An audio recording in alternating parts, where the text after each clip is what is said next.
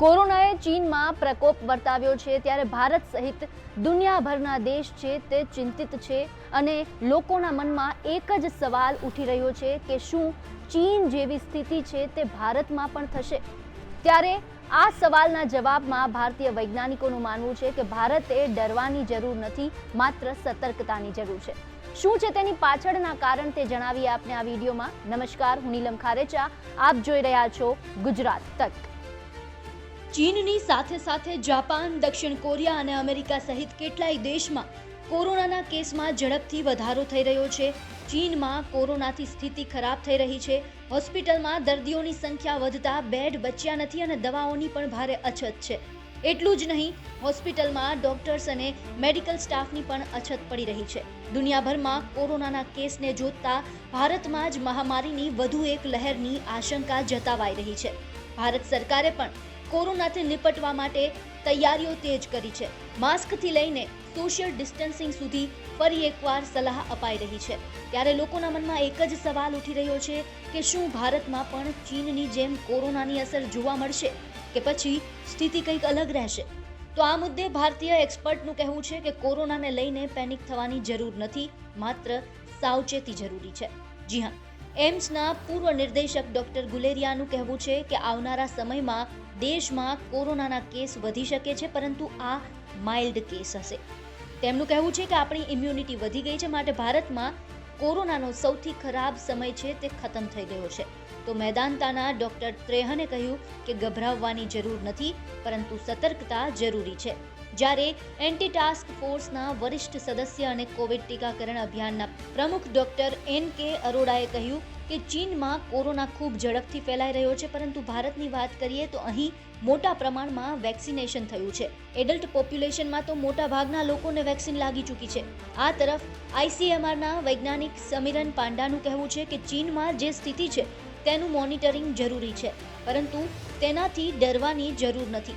સમીરન પાંડાએ કહ્યું કે ભારતમાં વેક્સિન કે ઇન્ફેક્શનના કારણે જે હાઇબ્રિડ ઇમ્યુનિટી થઈ છે તેની તરફ આપણે ધ્યાન આપવું પડશે। તેમણે કહ્યું કે દરેક દેશની સ્થિતિ અન્ય દેશથી અલગ હોય છે। આમ મોટાભાગના વૈજ્ઞાનિકોનું કહેવું છે કે ભારતે ચીનની સ્થિતિથી ડરવાનું નથી, પરંતુ માસ્ક, સેનિટાઇઝેશન અને સોશિયલ ડિસ્ટન્સિંગ જેવી સતર્કતાથી આપણે કોરોનાને માત આપી શકીશું। ગુજરાત સરકાર સેકન્ડ પીક પૂરી થઈ પછી જ એની તૈયારીમાં આપણે લાગી ગયેલા કે ત્રીજી પીક ન કરે નારાયણ આવે તો આપણે પહોંચી વળીએ। 1200 બેડના બધા જ બેડ ઓક્સિજન બેડ કન્વર્ટ કરવામાં આવેલા। Oxygen generator plant, oxygen tank તો ઓલરેડી છે જ, ઓક્સિજન કન્સન્ટ્રેટર, એટલે કે ઓક્સિજનની કોઈ પણ રીતે કમી ના વર્તાય, ના ઓનલી સિવિલ હોસ્પિટલ બટ પેરીફરીની બધી હોસ્પિટલ સુધી આ સુવિધા પૂરી કરવામાં આવી છે। જરૂરી ડ્રગ, માળખાકીય વ્યવસ્થા અને હેલ્થકેર વર્કરની ટ્રેનિંગ આ બધું ઓલરેડી થઈ ચૂક્યું છે। એ જ પરિસ્થિતિમાં ઓમિક્રોન ગયા વર્ષે નવેમ્બર, ડિસેમ્બર, જાન્યુઆરીમાં આવેલો, આપણે સૌએ જોયું, લોકો ઇન્ફેક્ટ થયા, હોસ્પિટલાઇઝ બહુ જ ઓછા થયા।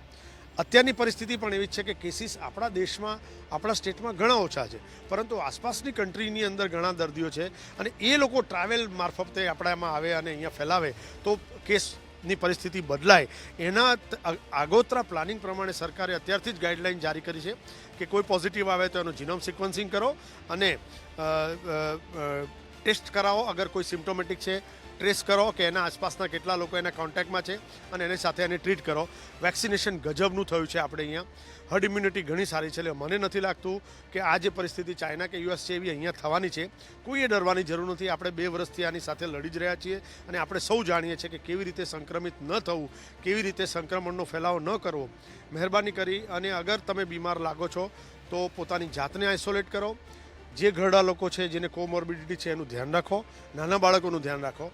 વેક્સિન ન લીધી હોય તો મહેરબાની કરીને વેક્સિન લઈ લો। કોવિડ એપ્રોપ્રિએટ બિહેવિયરનું પાલન કરો। જો આટલી સિમ્પલ વસ્તુઓ જે 2 વર્ષથી સાંભળીએ છે એને રિફ્રેશ કરી અને ફરી ચાલુ કરશું તો કદાચ આપણે કેસ આવવા જ નહીં દઈએ અને આવશે તો ફેલાવા નહીં દઈએ અને કેસીસમાં વધારો નહીં થવા દઈએ। કોઈ સૌથી પહેલાં તો જેમ મેં કહ્યું, વેક્સિન નથી લીધી તો વેક્સિન લેવાની છે। બને ત્યાં સુધી ટોળામાં કે મેળાવડામાં જવાનું ટાળો। ટાઈમ ટુ ટાઈમ ગવર્મેન્ટ જે પણ ગાઈડલાઇન આપે એને ફોલો કરો બ્લાઇન્ડલી. કોઈ જાતનું અનનેસેસરી વિચારશો નહીં કે મને તો કશું ના થાય ને ફલાણાને કશું નથી થયું ને. કોઈ ઓવર કોન્ફિડન્સ અહીંયા બતાવવાનો નથી. વાયરસ સામે આપણે લડવાનું છે અને આપણે સૌ બુદ્ધિજીવી માણસો છીએ, 2 વર્ષથી જાણીએ છીએ, એટલે આપણે એ પ્રમાણેનું બિહેવિયર કરવાનું છે. આટલું ધ્યાન રાખીશું તો સંક્રમણ નહીં થાય, સંક્રમણ થશે તો ફેલાશે નહીં. चाइना में जिस तरीके से कोरोना के मरीजों की तादाद बढ़ रही है, उसके बाद भारत सरकार के जरिए भी हाई लेवल मीटिंग बुलाई गई। और अगर गुजरात की बात की जाए तो गुजरात में भी सारे प्रिकॉशन जो है वो लिए जा रहे हैं। अब तक BF.7 के जो वेरिएंट है उस वेरिएंट के करीब 3 केस सामने आ चुके हैं। तो वही जो अहमदाबाद के अस्पताल है उन्हें भी अब एक बार फिर कोविड के लिए सामने लोगों को ट्रीटमेंट के लिए यहाँ पे तैयार किया जा रहा है। आप देख सकते हैं इस वक्त हम मौजूद हैं अहमदाबाद के सिविल अस्पताल में। ये वही सिविल अस्पताल है जहाँ पे हमने दूसरी वेव में एक पूरी लाइन कतार से लोगों को एम्बुलेंस के अंदर देखा था, और अब यहाँ पे पूरी तरीके से इस वक्त अगर बात की जाए तो एक भी मरीज यहाँ पे हॉस्पिटल में एडमिटेड नहीं है। लेकिन दूसरी वेव के बाद सरकार ने यहाँ पे ये 20,000 जो किलो है उसका ये ऑक्सीजन प्लांट यहाँ पे लगाया हुआ है। ये ऑक्सीजन प्लांट के जरिए जो ऑक्सीजन है उसकी किसी भी तरीके की कमी ना आए उसका पूरा ख्याल यहाँ पे रखा गया है। करीब 1200 बेड का ये पूरा अस्पताल जो है उसे कोविड अस्पताल में तब्दील कर दिया गया था उस वक्त। लेकिन इस बार भी सरकार के जरिए अब पूरी जो तैयारियां है वो यहाँ पे की जा रही है, ताकि मेडिसिन जो है वो भी यहाँ पे लाई जा रही है पूरी तरीके से।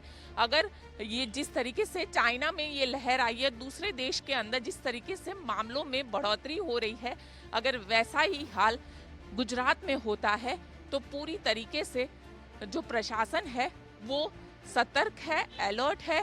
साथ ही ट्रैकिंग, ट्रेसिंग और टेस्टिंग के जरिए जो कोरोना के संदिग्ध मामले हैं उसे भी चेक किया जा रहा है। गोपी घांगर, अहमदाबाद। જો આપને અમારો આ વિડીયો પસંદ આવ્યો હોય તો લાઈક અને શેર કરવાનું ભૂલતા નહીં. સાથે જ તમામ ન્યૂઝ અપડેટ્સ માટે જોતા રહો ગુજરાત તક.